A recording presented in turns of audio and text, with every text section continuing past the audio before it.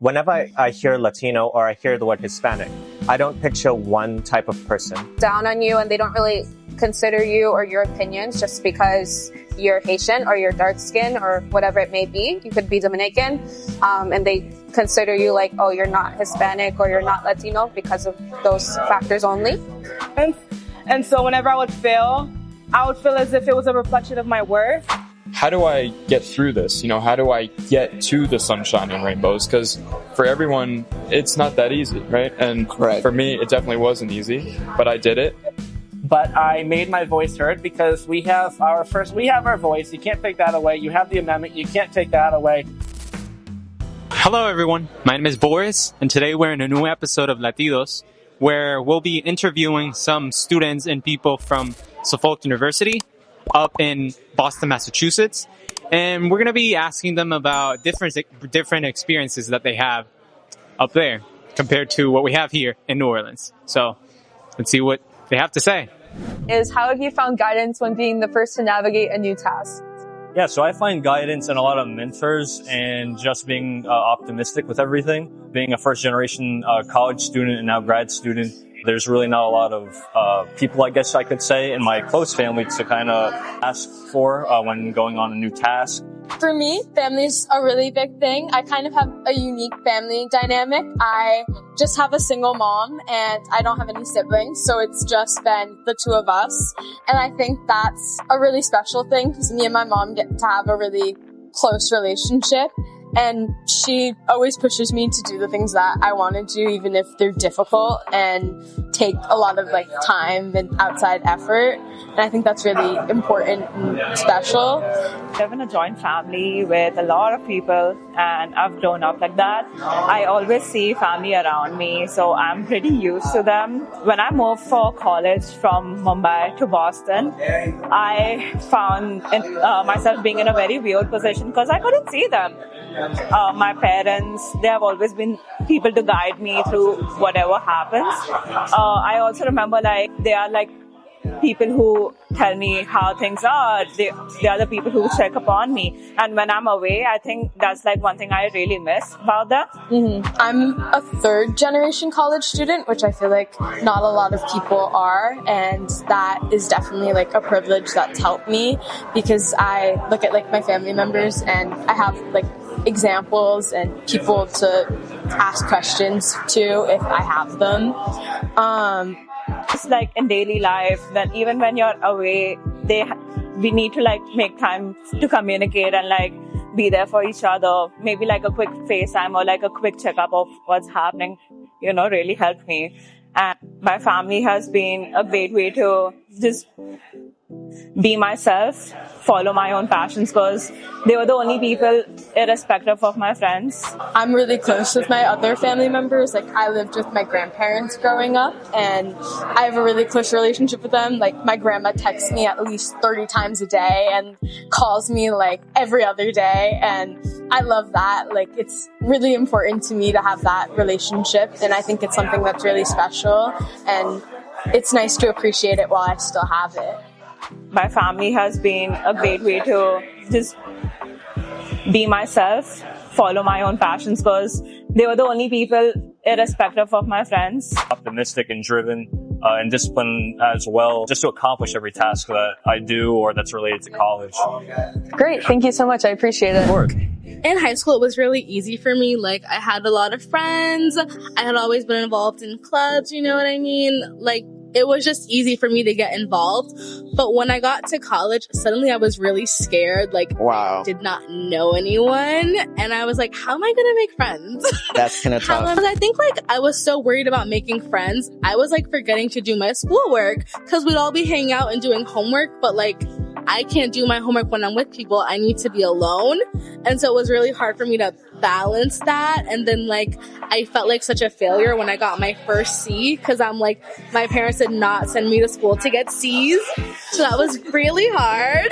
Well, when I think about overcoming hardship, I really think about my journey from my childhood getting to higher education. I had a rough journey getting there. For so long, my definition of success was tied with my academic achievements. And so whenever I would fail as if it was a reflection of my worth. I feel like I would tell anyone out there to remember that failure is not permanent and it's not a reflection of your worth.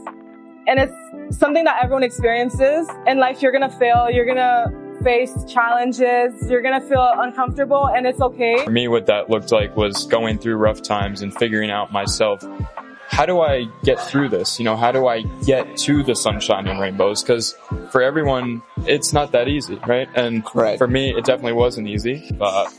Legal reparation, and through that, it took me from, a place in my life where I was content to a very deep place in my life where things were really rough.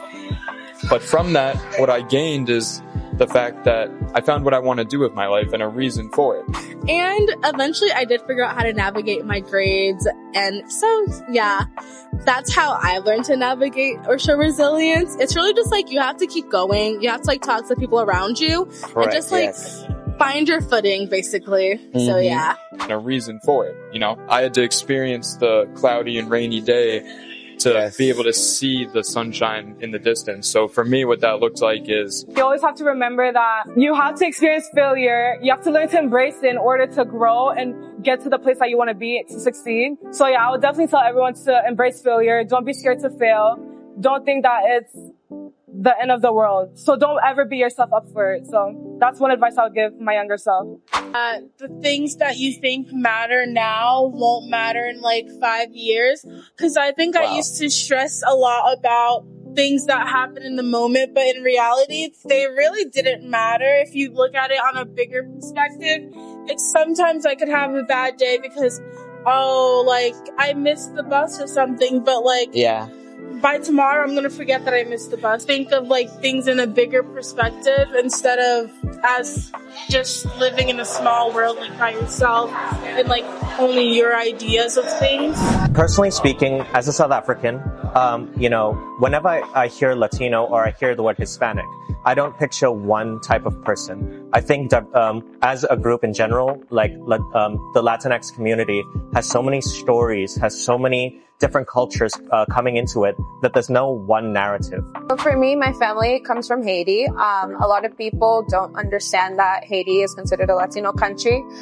Yes, geography is the main component, but also before there was, colonialism, before there was anything, we're all one and united. I've always noticed how, certain peers would look down on you and they don't really consider you or your opinions just because you're Haitian or you're dark skin or whatever it may be. You could be Dominican, and they consider you you're not Hispanic or you're not Latino because of those factors only. Haiti, we take a lot of pride because we're the first Black republic as well. So, we fought for our freedom and we helped a lot of Hispanic nations fight for their freedom as well. So, seeing colorism affect us in such a great way in the 21st century, a lot of us are beginning to realize how colonialism really impacted our families and, our nation's history.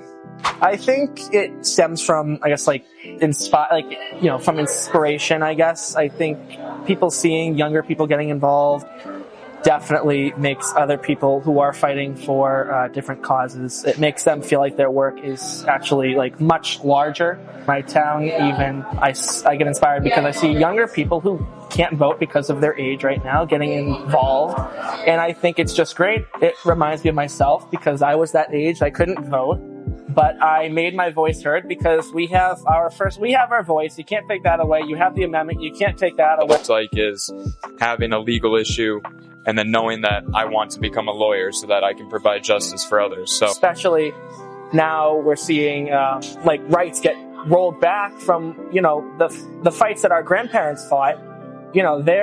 Those rights that they secured are now being taken away. So I think it's very important for the younger generation, the more youthful generation. They can do more. Even just ordinary people, everyday people getting involved because they wanted to, because they felt they could make a difference.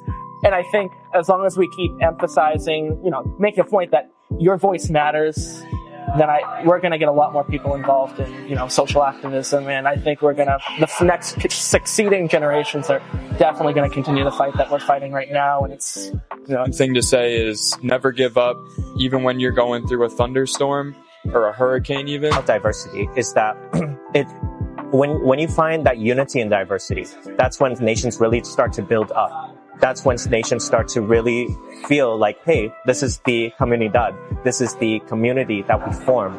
And I think in terms of building up nations, especially for the Latinx countries, it is important that Latino countries find that connection, find that even though we may come from different backgrounds, different races, different religions, different walks of life, I think we should find community in diversity. And that's sort of my spiel for the Latinx community. Thank you so much. I appreciate it. No worries.